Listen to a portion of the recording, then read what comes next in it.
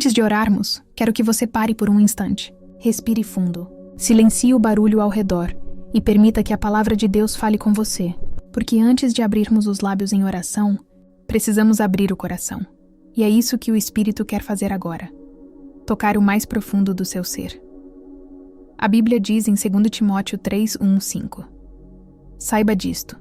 Nos últimos dias, sobrevirão tempos difíceis, pois os homens serão amantes de si mesmos, gananciosos, presunçosos, arrogantes, blasfemos, desobedientes aos pais, ingratos, ímpios, sem amor, irreconciliáveis, caluniadores, sem domínio próprio, cruéis, inimigos do bem, traidores, obstinados, orgulhosos, mais amigos dos prazeres do que amigos de Deus, tendo aparência de piedade, mas negando o seu poder.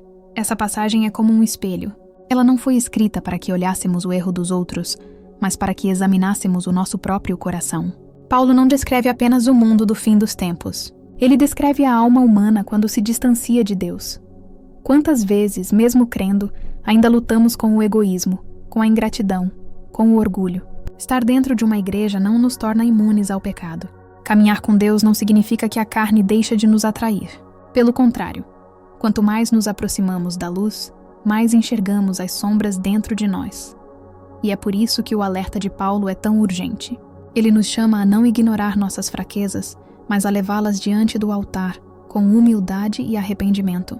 Porque só o Espírito Santo pode transformar o que nós, sozinhos, jamais conseguiríamos mudar. Paulo começa dizendo: os homens serão amantes de si mesmos. À primeira vista, isso pode parecer inofensivo. Afinal, o mundo moderno vive repetindo que devemos nos amar em primeiro lugar. Mas o que o apóstolo quer dizer é algo mais profundo. Ele fala de um amor desordenado, onde o eu se torna o centro de tudo. É quando o coração se curva diante do próprio ego e coloca o trono de Deus dentro de si mesmo. Jesus, no entanto, ensinou o oposto.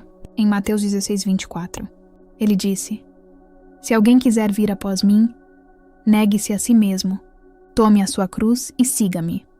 Negar-se é abrir mão do controle, é permitir que o Espírito conduza nossas escolhas, nossos desejos e até nossos pensamentos. É entender que a verdadeira liberdade não está em fazer o que queremos, mas em nos tornarmos quem Deus quer que sejamos. O amor próprio sem Cristo é vazio. Ele infla o orgulho, mas não cura a alma. É como um espelho quebrado. Reflete uma imagem, mas nunca mostra a verdade. Somente o amor de Deus pode nos ensinar o equilíbrio entre cuidar de nós mesmos e viver para algo maior do que nós. E talvez seja isso que o Senhor queira lembrar hoje. Você não nasceu para ser o centro, mas para refletir o centro de tudo, Cristo. Quando Ele está no trono, o resto encontra o seu lugar. Quando Ele reina dentro de você, até o amor próprio se transforma em adoração, porque passa a reconhecer o Criador em cada detalhe da sua existência. Se essa palavra falou ao seu coração, escreva amém nos comentários e compartilhe com alguém que precisa se lembrar que só Deus deve ocupar o trono do coração. Continuando. Depois, Paulo alerta: serão amantes do dinheiro. O perigo não está no dinheiro em si, mas no amor a ele. O apóstolo não condena o trabalho, o esforço ou o desejo de prosperar. Ele fala da escravidão do coração, quando o ter se torna mais importante do que o ser. Quando o dinheiro começa a ditar nossas decisões, a guiar nossos relacionamentos e até a medir nossa fé, algo já se corrompeu dentro de nós. Em 1 Timóteo 6:10, está escrito: porque o amor ao dinheiro é a raiz de todos os males. Perceba que não é o dinheiro o problema. É o amor que colocamos nele. É quando passamos a confiar mais no saldo da conta do que na fidelidade de Deus. Jesus foi claro em Mateus 6:24. Ninguém pode servir a dois senhores, pois odiará um e amará o outro, ou se dedicará a um e desprezará o outro. Vocês não podem servir a Deus e ao dinheiro. O coração humano é um trono com espaço para um único rei, e se o dinheiro se assentar lá, Deus será apenas um convidado. Mas quando o Espírito Santo ocupa esse lugar, o dinheiro deixa de ser um ídolo e passa a ser uma ferramenta. Ele se torna instrumento de generosidade, canal de bênção, meio de sustentar o reino. A verdadeira riqueza não é medida em cifras, mas em contentamento. É poder olhar para o que se tem, muito ou pouco, e dizer: Senhor, isso é suficiente, porque Tu és o meu tudo. Quem entende isso vive em liberdade. O dinheiro deixa de ser senhor e volta a ser servo. Paulo também diz que nos últimos dias, muitos seriam ingratos. A ingratidão é um pecado silencioso. Ela não grita, mas corrói o coração aos poucos. É quando nos acostumamos tanto com a bondade de Deus que deixamos de percebê-la. Ele nos dá o ar, o pão, a proteção, o abrigo e o perdão. Mas o coração distraído sempre acha que está faltando algo. É por isso que tantos vivem frustrados mesmo em meio à abundância, porque perderam a capacidade de ver o divino nas pequenas coisas. As Escrituras dizem em 1 Tessalonicenses 5,18: Em tudo dai graças, porque esta é a vontade de Deus em Cristo Jesus para convosco. Não é apenas um conselho, é uma ordenança espiritual.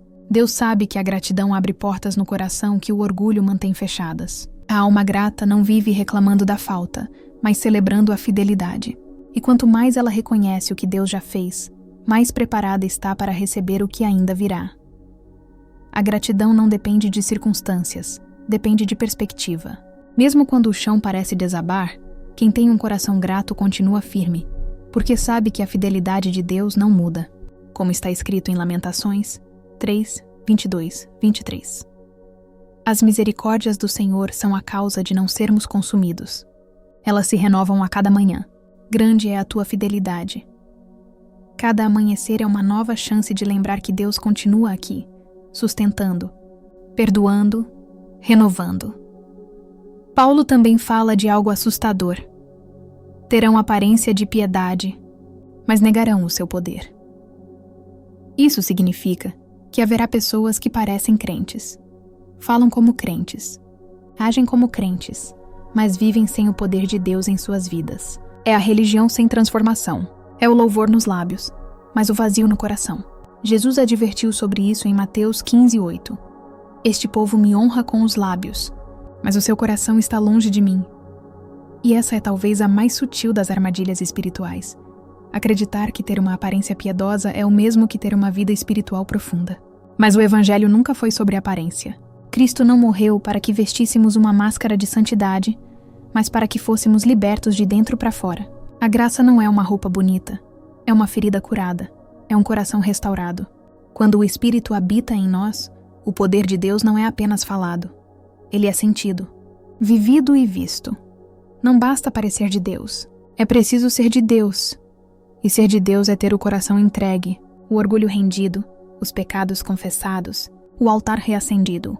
O mundo está cheio de vozes religiosas, mas vazio de corações quebrantados.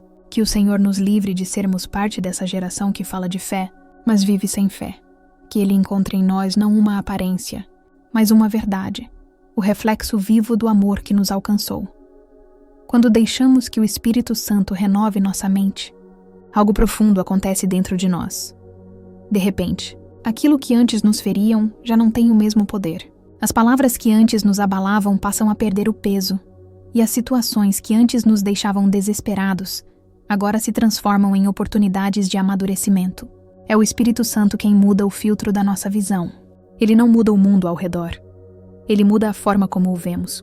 O apóstolo Paulo, inspirado por Deus, escreveu: Transformai-vos pela renovação da vossa mente, para que experimenteis qual seja a boa, agradável e perfeita vontade de Deus. Romanos 12:2. Esse versículo é um convite à rendição. Deus não quer apenas corrigir alguns pensamentos errados, Ele quer recriar todo o nosso modo de pensar. Ele deseja que a nossa mente seja um espelho do céu, onde pensamentos de paz substituam os de medo e palavras de fé substituam murmurações. Essa renovação não acontece de uma vez. É um processo, um caminho que se percorre com paciência. A cada oração, a cada momento de comunhão, a cada ato de perdão, Deus molda em nós a mente de Cristo. E quanto mais nos aproximamos dele, mais nos tornamos sensíveis à sua voz e mais distantes da confusão do mundo. Se essa palavra falou com você, escreva Amém nos comentários. Que o Espírito Santo continue o processo de renovação dentro do seu coração, dia após dia. Quando Deus nos chama, Ele não está apenas nos convidando a segui-lo. Ele está nos separando para algo maior. Ser santo não é ser perfeito, é ser separado. É escolher, todos os dias, não se conformar com o que o mundo oferece e, em vez disso, desejar aquilo que vem do alto. Santidade é um processo silencioso, mas poderoso. É o ato de dizer não ao pecado e sim à presença de Deus, mesmo quando ninguém está vendo. Muitos pensam que santidade é um peso, mas na verdade é liberdade. O pecado aprisiona, mas a santidade liberta. Quando o Espírito Santo habita em nós, ele nos conduz a lugares onde o mundo jamais poderia levar. Ele transforma nossa maneira de viver, de reagir, de sentir. Ele nos torna diferentes, não melhores do que os outros, mas mais parecidos com Jesus.